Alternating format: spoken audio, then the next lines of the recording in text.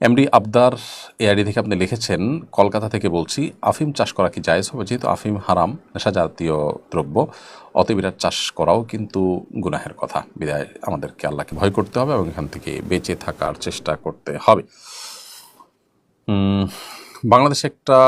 বাংলাদেশের একটা ব্যান্ড দল বিনা পারিশ্রমিকে বন্যার্থদের জন্য কনসার্ট করার ঘোষণা দিয়েছে। বন্যার্থদের জন্য তাদের এই ত্যাগকে কীভাবে মূল্যায়ন করবেন? দেখুন, যারা বন্যার্থদের জন্য ফান্ড রেজ করতে গিয়ে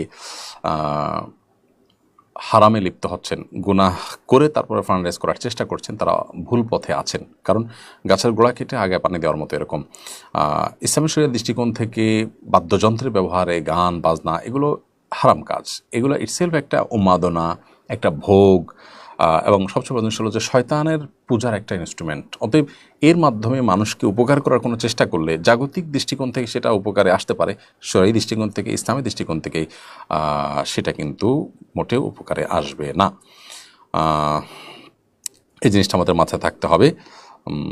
এবং যারা এই কাজ করছেন তারা কতটা এর মাধ্যমে মানুষকে উপকার করতে পারছেন সেটা আসলে মুখ্য বিষয় নয়। সবচেয়ে বড় বিষয় হলো তারা ভুল পথে আছেন।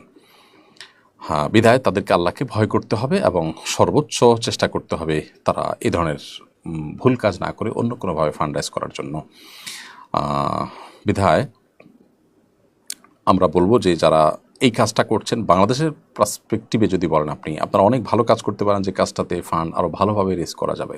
অতএব ফান্ড রাইজ করার জন্য আপনি আরও অনেক ভালো উপায় অবলম্বন করতে পারেন।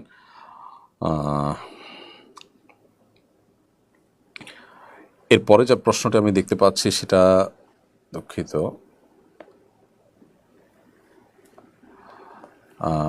এরপরের প্রশ্ন দেখতে পাচ্ছি, এদেশে আলিমদের ঐক্যের জন্য কী ধরনের পদক্ষেপ নেওয়া যায়? একজন প্রতিনিধিশীল আলিম হিসাবে আপনি কোনো পদক্ষেপ নেবেন কিনা? এদেশে আলিমদের ঐক্যের জন্য আমাদের অনেক রকমের পদক্ষেপ নেওয়ার সুযোগ আছে। সেই সুযোগগুলো আমরা গ্রহণ করছি। তবে অনেক সুযোগ আছে মানে এই না যে একেবারে ইফেক্টিভ এখনই সফল পাওয়ার মতো আমরা অনেক কাজ করতে পারবো, সেরকম না। তবে সুদূর প্রসারী পরিকল্পনা হাতে নেওয়া যায়। আমি একটা কথা সবসময় বলি, বাংলাদেশি মুসলমানদের মধ্যকার ঐক্য, এটার জন্য ডক্টর আবদুল্লাহ জাহাঙ্গীর রহমতুল্লাহ অনেক বেশি চেষ্টা করতেন। এবং স্যার বলতেন যে মুসলমানদের বাড়িতে যে আগুন লেগেছে সে আগুন আমরা নিভাতে পারবো না, এত ক্ষমতা আমাদের হাতে নাই। তবে নতুন করে যেন আগুন না লাগে সেজন্য আমরা কোনো নতুন করে যাতে তেল না পড়া লাগে, তেল না ঢালি, সে বিষয়ে আমরা খুবই দায়িত্বশীল এবং সে বিষয়ে আমরা চেষ্টা করছি। অতএব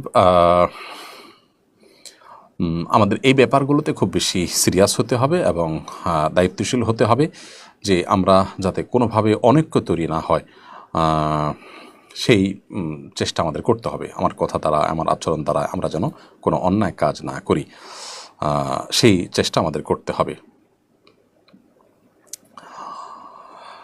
এরপরে প্রশ্ন হলো হাফেজ মমিনুর রহমান আপনি লিখেছেন, জামাতের নামাজ অবস্থায় কাতারের মাঝে এক বা দুজনের মতো ফাঁকা রাখলে নামাজ হবে কিনা? জামাতে নামাজরত অবস্থায় কাতারের মধ্যে ফাঁকা রাখাটা গুনাহের কথা বা অনুচিত কথা। কারণ নবী সাল্লাল্লাহু আলাইহি ওয়াসাল্লাম বারবার করে কাতারে ফাঁকা রাখতে নিষেধ করতেন, কাতারের ফাঁকা বন্ধ করতে বলতেন এবং ফাঁকা রাখতে নিষেধ করতেন। তিনি বলতেন যে সুদ্দুল খালাল, তোমরা কাতারের মধ্যকার ফাঁকা জায়গাগুলো বন্ধ করো। এবং তিনি বলতেন যে কাতারের মধ্যে যদি তোমরা ফাঁকা রাখো তাহলে সেক্ষেত্রে শয়তান সেখানে স্থান নেবে। তো এই জন্য কাতারের মধ্যকার ফাঁকা রাখা অনুচিত। তবে নামাজ হয়ে যাবে, একজন বা দুজনের জায়গায় যদি ফাঁকা থাকে নামাজ হয়ে যাবে। এমনকি কেউ যদি মাঝখান থেকে বেরিয়ে যান নামাজের মধ্যে, ওযু চলে গেছে সেজন্য, তাহলে পাশের লোকজন আলতো করে সরে এসে সেই জায়গাটা ফিল আপ করে ফেলবেন বা পেছন থেকেও সামনে চলে আসবেন, এটা উচিত।